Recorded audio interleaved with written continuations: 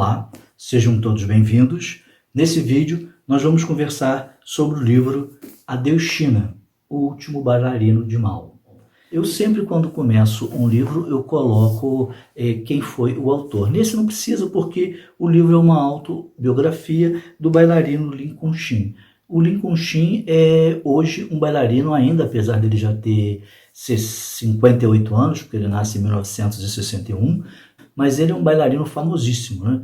Um dançarino assim da categoria de um Nijinsky, de um Baryshnikov, que foram os ídolos dele, mas que ele conseguiu se equiparar, segundo os críticos, e eu também vi uns vídeos na internet dele dançando. Ele, como eu já falei, ele vai nascer em 1961 na China, e ele é o sexto filho de uma família de 7 irmãos, todos homens. Quando o livro começa, no lugarejo, uma aldeia, na verdade, onde ele nasce, o pai e a mãe estão se casando. E era tradição na China que a mulher saísse da casa dos seus pais e fosse viver com a sogra, na casa da sogra junto com o marido.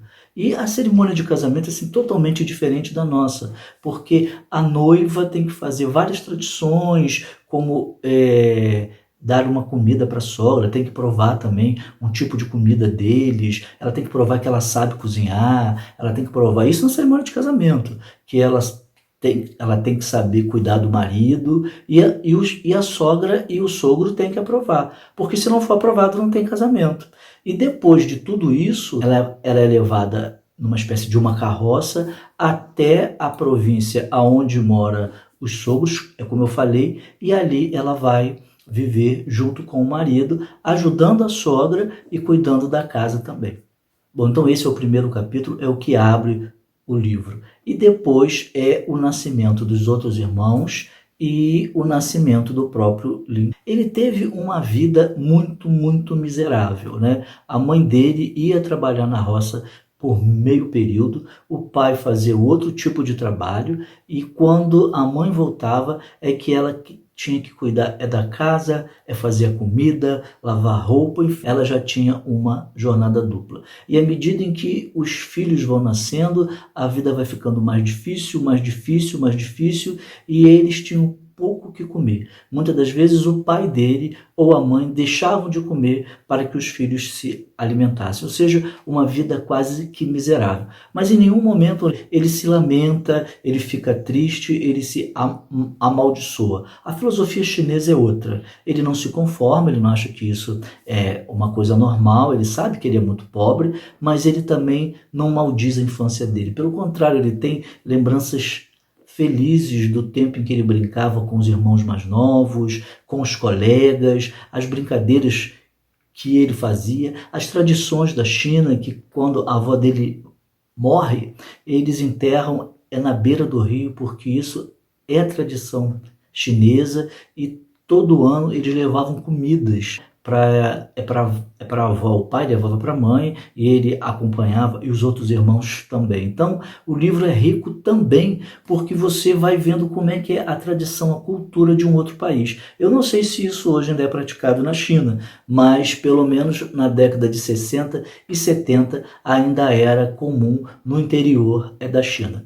E aí ele vai estudar quando ele faz somente 8 anos, porque ele precisava ajudar em casa. Como a família não tinha fogão, a família não tinha geladeira, né? Era uma pobreza só. Para acender o fogo, eles chamam de caixa de vento, mas era o fole. Ele ficava ali com o fole assoprando a lenha que ele, junto com os irmãos, pegava para ajudar a mãe a fazer a comida. Ele e os irmãos estavam sempre em busca de ajudar os pais, porque tinham consciência de que a família era muito pobre, e os vizinhos também, toda a aldeia era pobre. Por quê? Primeiro porque a China era pobre, e a China atravessava justamente o início do comunismo, a revolução cultural que foi implementada por Mao e as pessoas que seguiam ele, né?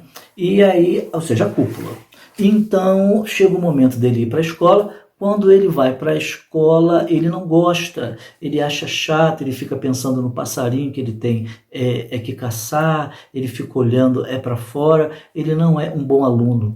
E mais, aprender os ideogramas chineses para ele é dificílimo, ele acha muito difícil, ele não consegue escrever bem. E a partir daí você vê como o regime começa a fazer uma espécie de uma mídia muito grande, uma propaganda muito grande das vantagens do regime. Tanto que a primeira cartilha que ele tem é a cartilha, o livro vermelho de Mao, ensinando como um bom comunista deve proceder. E a primeira palavra que ele escreve, a primeira frase que ele escreve nos ideogramas chineses é: nós amamos o líder Mao. Então, por aí, você já viu como é feito todo um processo de educação, segundo ele, na China comunista de então. Se ele nasceu em 1961, ele começa a estudar em 1969.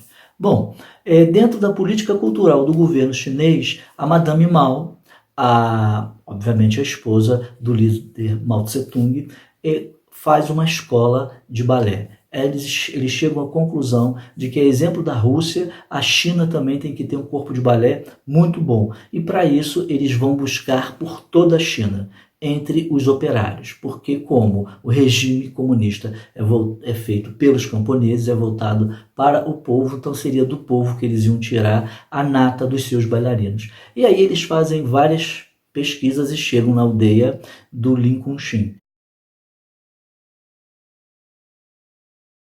Chegando lá, eles escolhem os 5.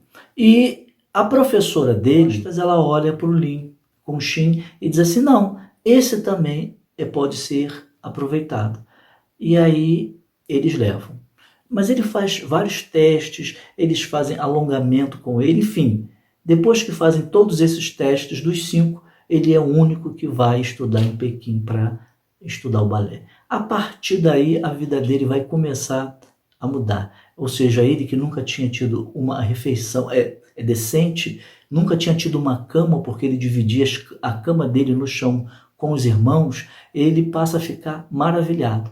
Mas ele tem que se dedicar muito, mas demais. E ele é uma pessoa super dedicada, que estuda 9, 10 horas para conseguir se aperfeiçoar. E a partir daqui eu paro de falar, porque ainda tem muita história aí pela frente, que são, no total, tem até fotos que eu vou mostrar aqui para vocês, mas são no total 400 páginas o livro, e essas aqui são, eu vou mostrar uma das fotos dele aqui. E aqui é ele em Leningrado, quando ele vai se apresentar na Rússia, e na foto de baixo ele está dançando o Príncipe A Bela Adormecida, né, em 1994.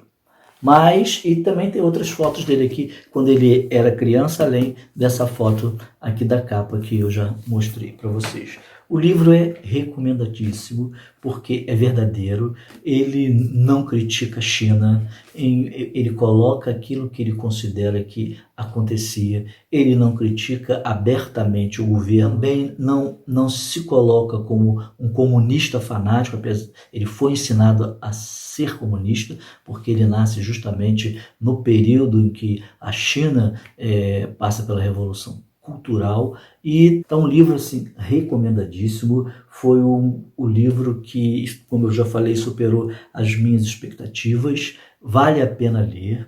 Quem não leu, leia. E eu me surpreendi.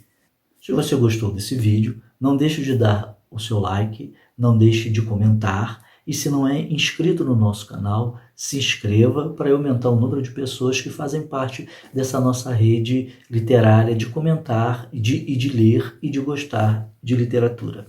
Um abraço e nós nos encontramos no próximo vídeo. Até lá!